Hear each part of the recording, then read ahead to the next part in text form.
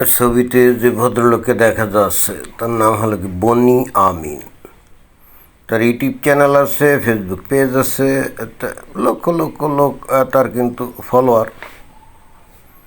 এই ভদ্রলোক কিন্তু দেখছেন যে চেহারা ছবি দেখে মনে হবে না যে সে কট্টর মুমিন, অথচ এই অস্ট্রেলিয়ায়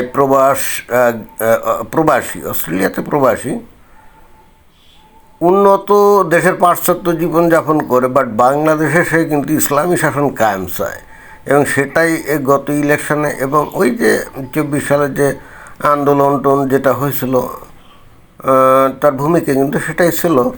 এবং পরবর্তীতে সে যে ভিডিও বানাইতো স্পষ্টত দেখা যেত সে বাংলাদেশে যাতে জামাতে ইসলামী ক্ষমতা আসে, বাংলাদেশে যাতে ইসলামী শাসন চালু হয়, সেটাই সে কিন্তু প্রোপাগান্ডা সহকারে প্রচার করতো। অদ্ভুত ব্যাপার না?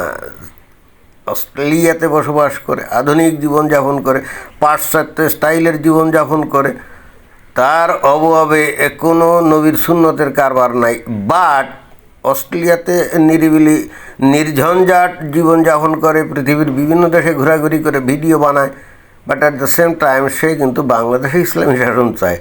অদ্ভুত ব্যাপার না?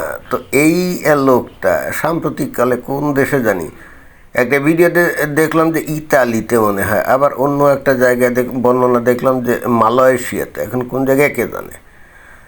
তাকে দেখলাম যে খুব হেনস্থা করা হয়েছে। আমরা সেই ভিডিওটা একটু হালকাভাবে দেখি।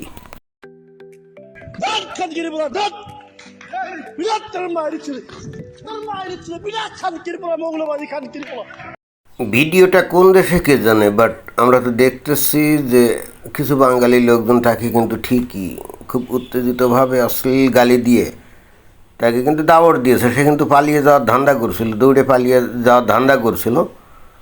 বেসিক্যালি পাশ্চাত্য দেশের মুক্ত আবহাওয়া উপভোগ করতেই সে খুবই স্বাচ্ছন্দ্য বোধ করে, কিন্তু ইসলামী শাসনে যে কী আছে এইটা জেনে হোক না জেনে হোক আমি জানি না, আদৌ জানি কিনা সন্দেহ আছে। এই অস্ট্রেলিয়াতে বসে যে সে ব্যাপক বাক স্বাধীনতা এবং জীবনযাপনের স্বাধীনতা ভোগ করে, ইসলামী শাসনে যে এর কোনো কিছুই পাওয়া যাবে না এ বিষয়ে আমার মনে হয় যে তার জ্ঞানের অভাব আছে। তো যাই হোক, এখন যে লোকগুলো তাকে যে দাবড় দিয়ে ধরছে তারা সম্ভবত অবশ্যই যে বাংলাদেশে যে ওই যে হলো না, বাংলাদেশে যে আন্দোলন হলো না, তার বিরোধী মানে আওয়ামী লীগের লোকজন হবে, এবং তারাই বস্তুত তাকে টার্গেট করছে। আমার কাছে সেটাই মনে হচ্ছে।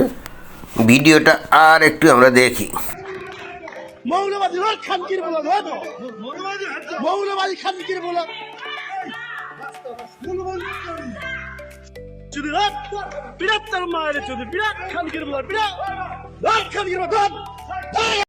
এখানে যে লোকটাকে হেনস্থা করা হচ্ছে খুব সহজেই কিন্তু বোঝা যায়, যদিও খুব পরিষ্কার না, মানে স্পষ্ট একটু হালকা, কিন্তু ওই যে বনি আমিন সেটা কিন্তু বোঝা যায়। যারা তাকে দেখছেন নিশ্চয়ই বুঝতে পারছেন তো বনি আমিন। এবং ও কিন্তু সেই ওই যে অস্ট্রেলিয়ার যে জাতীয় পতাকার পোশাক বা ন্যাশনাল অ্যানথেম যে পোশাক সেইগুলো পরেই আছে।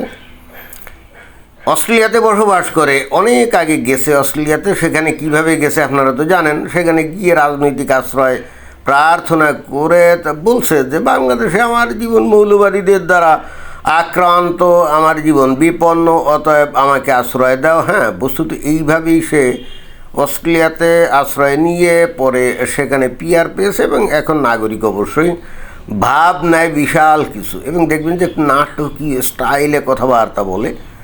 কিন্তু এবং বেশ কিছুকাল আগে আমি দেখতাম যে এ কিন্তু যে হুজুরদের এগেনস্টে কথাবার্তা বলতো, হুজুরদের এগেনস্টে কথাবার্তা বলতো এবং তাদেরকে ব্যাপকভাবে সমালোচনা করতো। তখন কিন্তু আমি ভাবতাম যে এ বোধহয় মৌলবাদ বিরোধী একজন ব্যক্তি, অস্ট্রেলিয়াতে থাকে, হয়তো গণতান্ত্রিক এবং উদার, আমার কাছে এরকম মনে হতো, সেকুলার। কিন্তু যখন এই যে বাংলাদেশের 2024 সালে যখন এই যে আন্দোলন হচ্ছিল, দেখলাম যে সে আন্দোলনের পক্ষে গেল, সেটা অন্যায় কিছু না, বাট একটা পর্যায়ে আমরা কিন্তু দেখলাম যে বাংলাদেশে যখন ইলেকশনের ব্যাপার স্যাপার আসলো না, তখন আমি ভয়ঙ্কর রকমভাবে তাকে দেখলাম যে সে ওই জামাত ইসলামের প্রতি ব্যাপকভাবে সে আকৃষ্ট, অর্থাৎ জামাত ইসলামের আদর্শ দ্বারা সে ভীষণভাবে উদ্বুদ্ধ। জামাত ইসলাম দ্বারা ভীষণভাবে উদ্বুদ্ধ, এটাও কিন্তু আসলে কোনো সমস্যা না। সমস্যাটা হচ্ছে অস্ট্রেলিয়াতে সে যে ধরনের বোহেমিয়ান টাইপের লাইফ লিড করে, স্বাধীনতার যে জীবনযাপন করে, বাক স্বাধীনতার যে জীবনযাপন করে, ভাই জামাত ইসলামের রাজনীতির সাথে তো তার মিল খায় না, তাই না? হিপোক্রেসিটা কিন্তু সেখানেই, মানে মুনাফিকিটা সেখানেই, ভণ্ডামিটা সেখানেই। যে নাকি পশ্চিমা দেশের গণতান্ত্রিক সুযোগ সুবিধা, বাক স্বাধীনতার সুযোগ সুবিধা, উদার নৈতিক পরিস্থিতির সুযোগ সুবিধাগুলো গ্রহণ করে, সে তো আর যাই হোক ইসলামপন্থী রাজনৈতিক দল করতে পারে না। আর যদি করে তাহলে বুঝতে হবে যে তার মনোজগতে সমস্যা আছে, মনোজগতে সমস্যা আছে। ভাই ইসলামী রাজনৈতিক দলের মূল বিষয় কি? সেখানে কিন্তু কোনো গণতন্ত্রের জায়গা নেই, উদারনৈতিকতার জায়গা নেই, সেকুলারিজমের জায়গা নেই। এটাই তো ভাই, তুমি গণতন্ত্রের সুযোগ নিচ্ছ, বাক স্বাধীনতার সুযোগ নিচ্ছ, উদারতার সুযোগ নিচ্ছ, নিয়ে তুমি আবার ইসলামের পক্ষে গীত গাচ্ছ, ইসলামের শাসনের পক্ষে গীত গাচ্ছ। মানে বিষয়টা কি? এটা কিন্তু ভয়ঙ্কর রকমভাবে আমার কাছে একটা মেন্টাল ডিজিজ, সিকনেস মনে হয় এখন। আপনি যদি পশ্চিমা গণতন্ত্রের পূজারী হন এবং সেগুলো ভোগ করেন, আপনি তো কোনোভাবেই আপনারই স্বাধীনতা ক্ষুণ্ণ হোক, আপনারই বাক স্বাধীনতা ক্ষুণ্ণ হোক, আপনি তো এটা চাইতে পারেন না। তার মানে এদের বক্তব্য, আমি তো অস্ট্রেলিয়াতে আছি, এখানে যাবতীয় সব রঙ্গ তামাশা স্বাধীনতা ভোগ করব, সমস্যা নেই, বাট বাংলাদেশে আমাকে কি করতে হবে? ইসলামী শাসন চাইতে হবে। বাংলাদেশের মানুষ সেখানে গণতন্ত্র পাক বা বাক স্বাধীনতা পাক, ইট ডাজন্ট ম্যাটার। এবং এখানেই ভণ্ডামিটা এবং এই কাজটা কী কারণে করে জানেন? এরা পশ্চিমা দেশে থেকে মানসিকভাবে খুব দুর্বল হয়ে যায় এবং অনেকটা কি বলা যায়, মানে মনে করে যে পশ্চিমা দেশে তাকে অনেক গুনাখাতা করছে, নিশ্চয়ই কিয়ামতের মাঠে বিচারের পর তাকে জাহান্নামের আগুনে লাথি দিয়ে চালান করে দেওয়া হবে। এই জন্যে বাংলাদেশে ইসলামী শাসন চায়, যদি এটা চাইলে তার সেই গুনাখাতাটা মাফ হয়। বেসিক্যালি এভাবেই অর্থাৎ পশ্চিমা দেশে থাকে বলে এরা যে আদৌ উদার হয়ে গেছে, সেকুলার হয়ে গেছে, বিষয়টা না। আসলে ওখানকার গণতান্ত্রিক সুযোগ সুবিধা, সেকুলারিজমের সুযোগ সুবিধা, উদারনৈতিকতার সুযোগ সুবিধা সব গ্রহণ করে রঙ্গতামাশার জীবনযাপন করে, কিন্তু মনের মধ্যে অন্ধকার, মনের মধ্যে ভয়ঙ্কর রকমভাবে অন্ধকার। তো যাই হোক, এখানে যারা এই বনিয়ামিনকে ধরে এই লাঞ্ছনা করছে, অপমান অপদস্থ করছে, এরা যে আসলে খুব উদার বা গণতান্ত্রিক তা আসলে না। বেসিক্যালি আওয়ামী লীগের পতন ঘটছে এবং আওয়ামী লীগের এগেনস্টে কথা বলছে, ওই জন্য ওকে বাগে পেয়েছে, তাই এই জিনিসগুলো করছে। অর্থাৎ তাকে বাগে পেয়ে তাকে মানে হালকা ট্রিটমেন্ট দিচ্ছে। আমি জানি না কোন দেশে এই ঘটনাটা ঘটছে, পরবর্তীতে আবার হয়তো দেখা যাবে ও যদি ওই অভিযোগটা করে তাহলে যারা নাকি তাকে হেনস্থা করেছে তাকে গ্রেপ্তার করতে পারে, তাদের স্ট্যাটাস অনেক ক্ষেত্রে হয়তো নষ্ট করে দিতে পারে। বাট এরা কিন্তু এগুলো কেয়ার করেনি,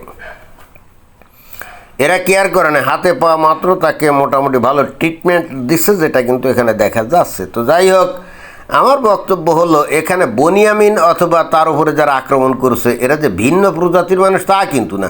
এরা উভয়ে কেউই কিন্তু গণতন্ত্র মানে না, এরা কেউই কিন্তু সেকুলারিজম মানে না। আসলে আপাতত যাদের নাকি স্বার্থের ক্ষুণ্ণ মানে স্বার্থের ব্যাঘাত ঘটেছে, অর্থাৎ বাংলাদেশে আওয়ামী লীগ ক্ষমতা থেকে সরে গেছে, তাই না? এ কারণেই বস্তুত তারা ক্ষিপ্ত।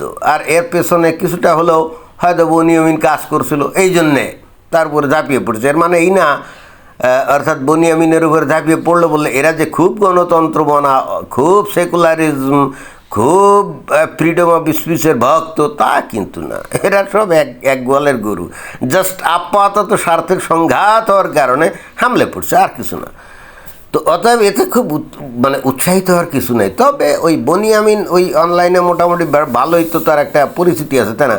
সে ধরাকে অনেকটা সরা জ্ঞান করতো এবং নিজেকে বিশাল কিছু ভাবতো।